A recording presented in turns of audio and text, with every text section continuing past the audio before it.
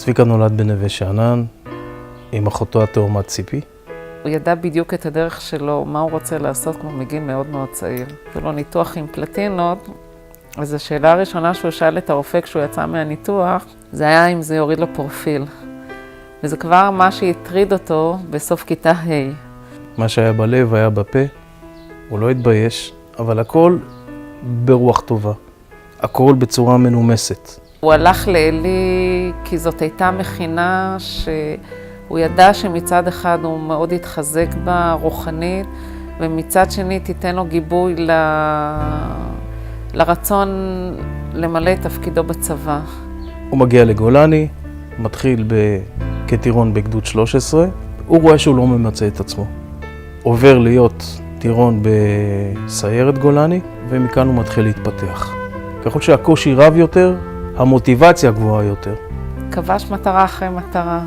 סיום מסלול, קורס מ"כים, קורס קצינים, מסיים כמצטיין פלוגתי. סוף המסלול, מתחתנים. אם החיים הם חידה לא מפורשת, והסודות זורמים בהם כמו נחלים, מנסים למצוא את כל צבעי הקשת, עובדים קשה לבנות פה משהו במילים. בוודאי שיהיה לו גב חזק מהבית. הוא פרח בצבא, והמוטו שלנו היה זה שמפקד שטוב לו בבית, אז טוב לו גם בצבא. ואם טוב לו בצבא, אז טוב לו גם בבית. קידשנו את הימים שהוא היה בבית. ממש קידשנו אותם. המוטו שלו היה, אני מחנך ומפקד על הילדים האלה לצורך אחד, שהם יבינו בדיוק מה הם עושים. הוא אמר תמיד, אני דואג לתפור לכל אחד את החצאית שלו. להצמיח כל אחד מהפקודים שלו בדרך שלו.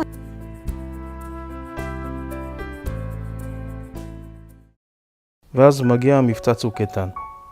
יורדים לדרום, מתארגנים, וצביקה בדרך האופיינית שלו מתחיל לפרוח. הם מתמקמים בבית הלבן, מה שנקרא, מטח טילים לתוך הבית. המג"ד נפצע קשה מאוד. הסמג"ד צפריר ברור וצביקה נהרגים.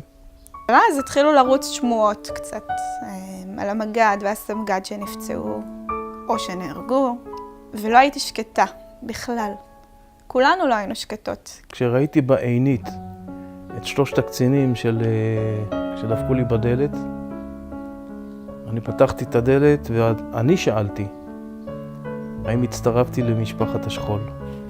אז לי לא הייתה דפיקה בדלת. אותי הם תפסו על השביל. והם צעקו לי מאחורה, 3 חבר'ה, 3 מודיעים של קצין העיר.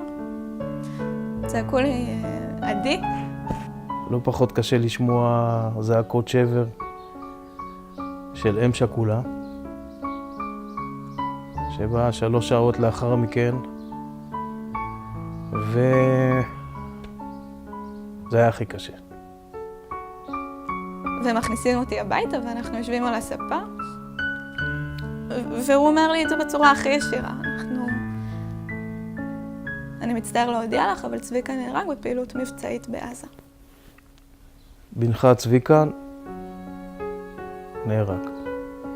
ואז הילדים מגיעים, ואני לוקחת אותם לחדר שלהם, ומושיבה אותם עליי, ואומרת להם, אז אתם יודעים שאבא הוא הרג מלא רעים, את כל הרעים שרצו לפגוע בנו במדינת ישראל, וירו עלינו טילים.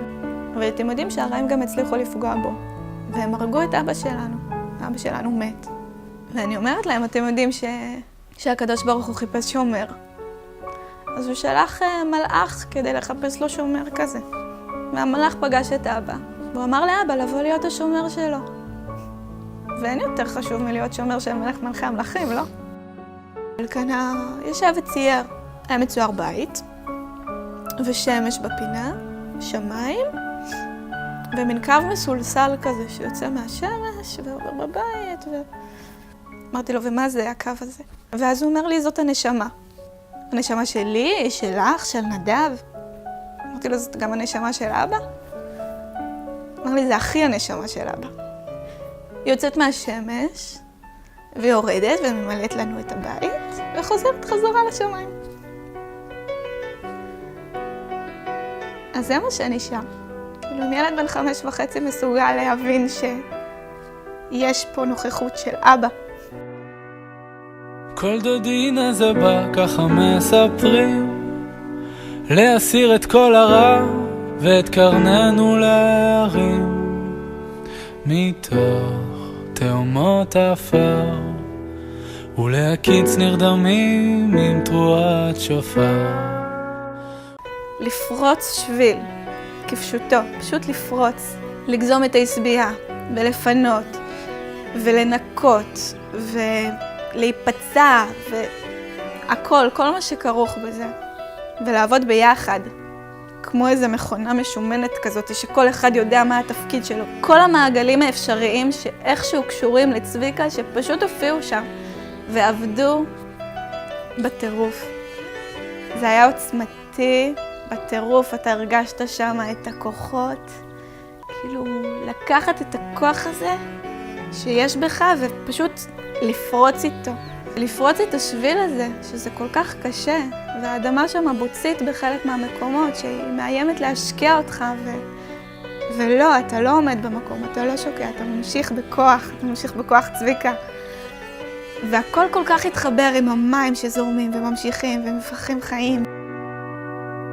כל דודי דופק, פיתחו לי בניי, הגיע זמן גאולתכם, ולצרותכם אמרתי די, ובאתי לבשר שלא תבכי יותר רחל, מריחים את המשיח יותר מכל אבקת רוכל. הוא לא קיטר, הוא ילד שהוא לא קיטר, הוא תמיד שאף ללכת קדימה ולראות קדימה ולהסתגל קדימה. ואנחנו מאוד משתדלים לעשות את זה, משתדלים לקום, להמשיך. צביקה הגשים שני דברים. א', חי על קידוש השם, ומת על קידוש השם. אני מקנא בו. הדרך ברורה, לגמרי. אנחנו עוד פשוט לא יודעים כל כך איפה הסימנים שלה. אנחנו יודעים אבל שיש יש את המטרה הזאת של לחיות, שפשוט לחיות. ולהקים משכן שיסיר את סבלותינו מכאן.